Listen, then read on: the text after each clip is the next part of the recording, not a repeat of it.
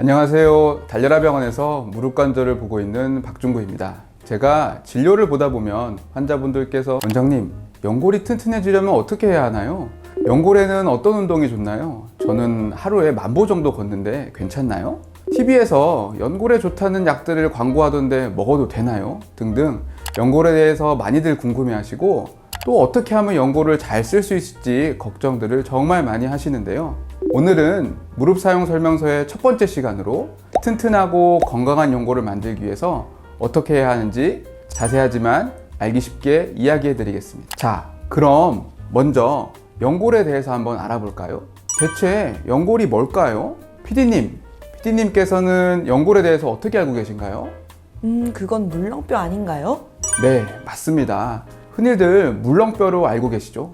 연골의 한자를 보면 연할 연자에 뼈 골자, 말 그대로 연한 뼈인데 이 연하다는 것이 완전 두부같이 말랑말랑하다는 뜻은 아니고 뼈에 비해 말랑말랑하다는 것이지 생각보다는 좀 단단합니다. 우리가 흔히 관절 통증으로 가장 많이 병원을 찾는 부위가 바로 어깨와 무릎인데요.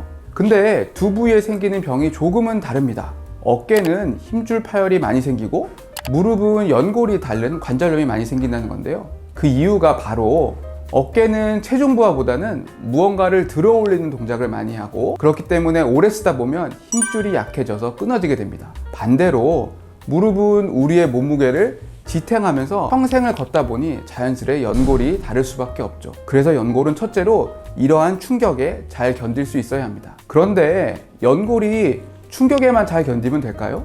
우리가 하루에도 수천 번, 수만 번씩 관절을 구부리고 펴는 동작을 하는데 만약 연골이 까끌까끌하다고 생각해 보세요. 그럼 관절을 움직일 때마다 연골이 깎여서 없어지고 말겠죠?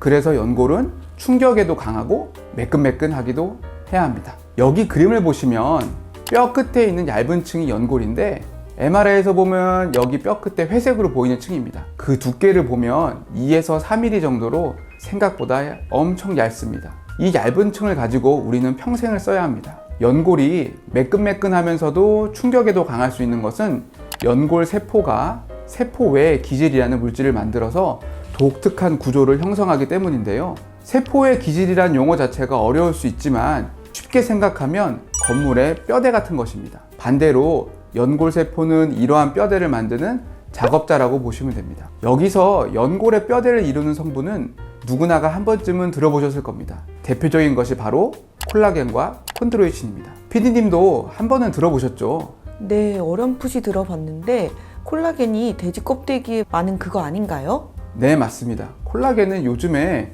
피부 미용이나 화장품에서도 많이 언급되기도 하고 돼지 껍데기에 콜라겐이 많다느니 짜먹는 콜라겐이나 등의 말을 들어보아 뭔가 친숙하죠.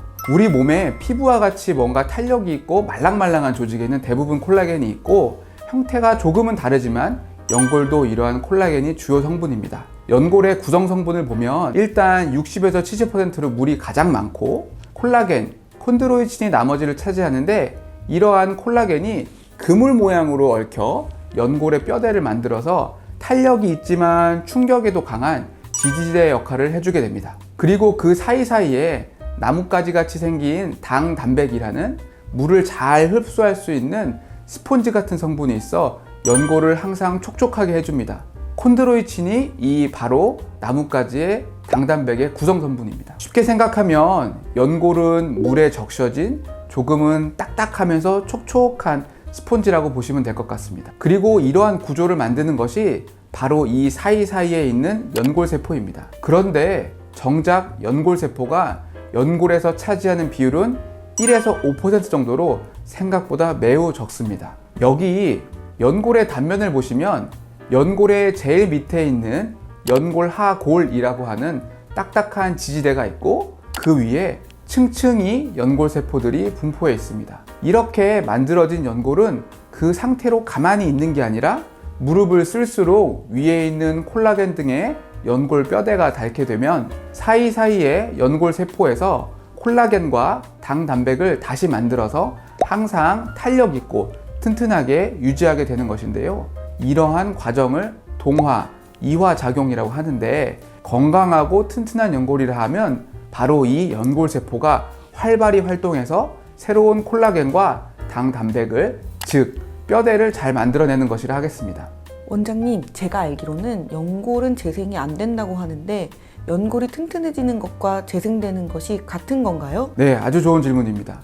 일단 연골이 튼튼해지는 것과 연골이 재생되는 것은 다릅니다. 연골이 튼튼해지는 것은 원래 있던 연골 세포가 활발히 활동해서 연골의 뼈대를 잘 유지하는 것이고, 연골이 재생되는 것은 없던 연골 세포가 새로 생겨서 그 연골 세포가 연골을 새로이 만드는 것이라 보시면 됩니다. 건물로 치자면 유지보수와 신축의 차이 정도라고 생각하시면 될 것 같습니다. PD님께서도 말씀하셨다시피 안타깝게도 연골은 스스로는 재생이 거의 되지 않습니다. 그 가장 큰 이유는 바로 연골에는 혈관이 없기 때문인데요. 피를 통해서 영양분과 성장인자를 공급받고 그렇게 해야 재생이 되는데, 대신 연골은 관절 주머니에서 만들어내는 관절액을 통해서 영양분과 산소를 간신히 받아먹고 살고 있기 때문에 쉽게 말해 척박한 상태인 거죠. 나중에 말씀드리겠지만 우리가 흔히 연골 재생술이라고 하는 것들은 기본적으로 인위적으로 피를 나게 해서 영양분과 성장인자를 공급받아 연골 세포를 다시 만드는 것입니다. 우리가 혈관을 이야기할 때 수도관의 비유를 많이 하잖아요. 연골이란 빌딩은 수도관이 없고 대신에 하늘에서 내리는 비가 스며들어서 그 물로 연골 세포, 작업자들이 먹고 살고 있는 상태라고 보시면 됩니다. 그래서 우리는 가지고 있는 연골 세포가 활발히 활동을 해서 연골 세포에서 콜라겐과 당, 단백을 활발히 만들어서 튼튼하게 유지하는 게 무엇보다 중요한 것이지요. 그리고 이러한 연골 세포의 활성은 자극과 움직임에 영향을 받습니다. 제가 아까 연골이 관절액을 통해서 영양 공급을 받는다고 했는데, 관절이 동그랗게 생겼기 때문에 많이 구부리고 펴기를 해줘야 전체적으로 관절액이 연골에 잘 퍼질 수 있게 됩니다. 하지만 무리한 충격이 가는 활동은 연골을 또 마모시킬 수 있고, 그렇다고 너무 가만히 무릎을 안 쓰고 있는 것도 연골을 약하게 만들기 때문에 적절한 자극이 중요합니다. 결론적으로 연골에 너무 큰 충격을 안 주면서 무릎을 구부리고 펴는 동작이 제일 좋습니다. 여러 연구에서 이러한 동작은 기본적으로 그렇게 길지 않은 한 20분 정도의 무릎을 구부리고 펴는 동작이 반복되면서, 또 무릎에는 체중 부하가 적지만 약간의 저항이 있는 운동입니다. 그리고 그 운동 사이사이에는 충분한 휴식 시간이 있어야 합니다. 이러한 운동이 바로 자전거, 크로스 트레이너, 노젓는 기구, 로잉 머신 같은 것들입니다.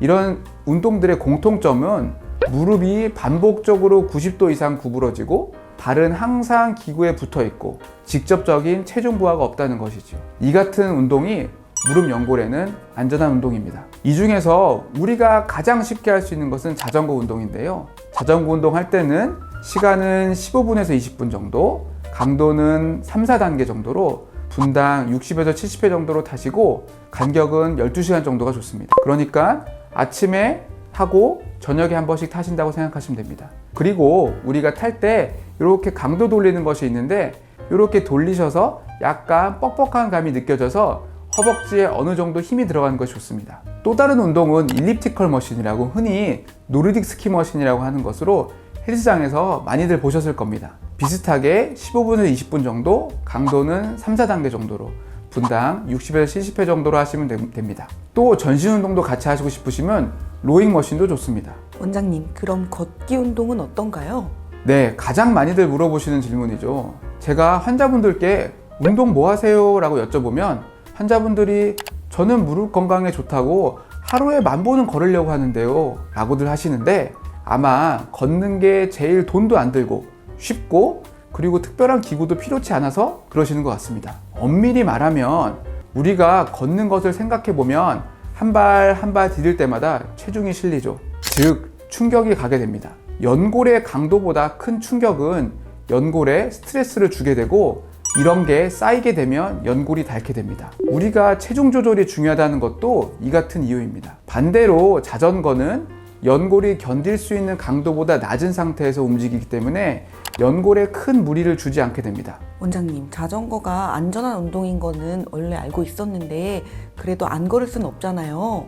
맞아요. 우리가 잘 운동하는 것이 중요한데, 무릎이 불편하신 분은 자전거 운동을 통해서 연골 세포를 활발하게 활동하게 해줘서 연골의 강도를 높여주고, 즉 연골을 튼튼하게 만든 이후에 점차 걷는 것을 하는 것이 좋고, 중간중간 허벅지 근력 운동을 해주는 것이 중요합니다. 퇴행성 관절염 환자분들에게 허벅지 근력 운동을 하라고 말씀드리는데, 그 이유가 우리가 발을 디디면 무릎에 체중이 실리면서 쿵 하고 충격이 연골로 오는데, 허벅지 근육이 그 충격을 일부 흡수하기 때문에 근육을 키우는 운동이 중요하다고 말씀을 드리는 겁니다. 우리가 운동이라고 하면 다 비슷하다고 생각해서 걷기 운동을 하면 근육이 생긴다고 오해하시는데, 1시간 걷는다고 해서 절대 허벅지 근육이 강해지지 않습니다. 걷는 것은 심혈관계에 좋은 운동이라고 보시면 됩니다. 우리가 근육이 발달하려면 근육이 최대로 쓸 수 있는 무게에 적어도 50% 정도 이상의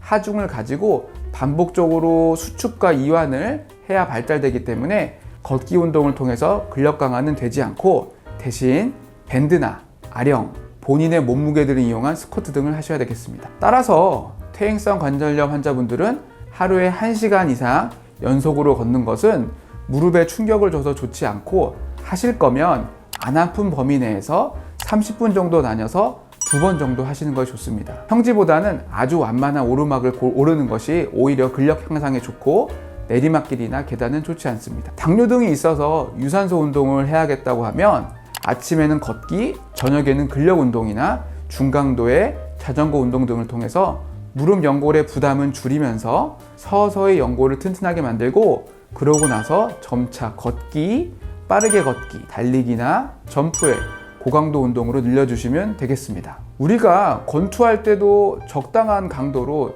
지속적으로 맞아야 맷집이 늘어나지, 한 번에 어퍼컷 맞으면 KO 당하는 것과 같이 무릎도 서서히 자극을 줘서 연골을 튼튼하게 한 다음에 빠르게 걷기, 한 트레드밀로는 한 6에서 7 정도, 혹은 조깅, 그 이후에는 빠르게 달리기 등으로 진행하는 것이 좋겠습니다. 그리고 나이가 들면서 연골 세포의 기능도 떨어지기 때문에 20대 때 활동했던 거 생각하시고 그대로 활동하시면 안 되고, 조금은 운동의 강도를 줄이시고 그러시는 것이 오래오래 무릎을 잘 쓰는 것입니다. 원장님, 마지막으로 연골에 좋다고 하는 푸른 홍합, 콘드로이친 등은 정말 효과가 있나요? 먹으면 연골이 튼튼해지나요? 네, 환자분들께서 연골에 좋은 약이나 보조제 등을 먹으면 도움이 되냐고 물어보시는데, 결론적으로 말씀드리면 큰 효과가 있다고 보기는 어렵습니다. 일단 이런 제품들은 약은 아니고 건강기능식품으로 되어 있습니다. 우리나라 식품의약처 홈페이지를 보시면 건강기능식품으로 우리가 흔히 알고 있는 글루코사민, 콘드로이친, 뮤코다당 단백, 보스웰리아나, 푸른 홍합, MSM 등이 소개되어 있습니다. 이와 같은 것은 모두 앞에서 말씀드렸다시피 연골을 이루고 있는 물질 혹은 항염증 작용이 있다고 알려진 생약 성분들입니다. 우리가 이렇게 연골을 이루고 있는 물질을 입으로 섭취한다고 하면 대부분은 소장에서 분해가 돼서 흡수되기 때문에 일단 그 상태로 그대로 흡수되기가 어렵고, 또 연구마다 효과가 불분명해서 아직까지는 뚜렷한 치료제로 인정받지는 못하고 있습니다. 또 효과가 있다고 하는 연구에서도 아직 정확하게 어떤 원리로 좋아지는지에 대해서는 정확히 알려지지 않아서 단순히 보조제 정도로만 생각하시면 될 것 같습니다. 그래서 약통의 뒷면을 보시면 건강보조식품이라고 적혀 있는 것을 보실 수 있고, 관절 기능에 효과를 준다가 아니고 효과를 줄 수 있음이라고 적혀 있는 것을 찾아보실 수 있습니다. 그래서 저는 환자분들께서 여쭤보시면 일단 드셔서 나쁠 것은 없는데 한편으로는 그렇게 큰 효과가 있는 것은 아니라고 말씀을 드리고, 하지만 영양제를 먹는다는 심리적인 위안 효과도 있어서 자녀분들이나 지인분들이 선물로 사주시면 한번 드셔보시고, 효과가 크게 없다고 하면 굳이 드시지 마시고, 효과가 있다고 느껴지시면 한 번 정도는 드시는 것도 나쁘지 않습니다 정도로 말씀을 드립니다. 오늘은 연골이 무엇이고 연골을 튼튼하게 하려면 어떻게 해야 되는지 알아봤는데, 다음 시간에는 무릎에 염증이 있다고 이야기를 들었는데 과연 이 염증이 무엇인지, 관절에 물은 왜 차는지, 물이 차면 꼭 뽑아야 되는지에 대해서 알아보도록 하겠습니다. 감사합니다.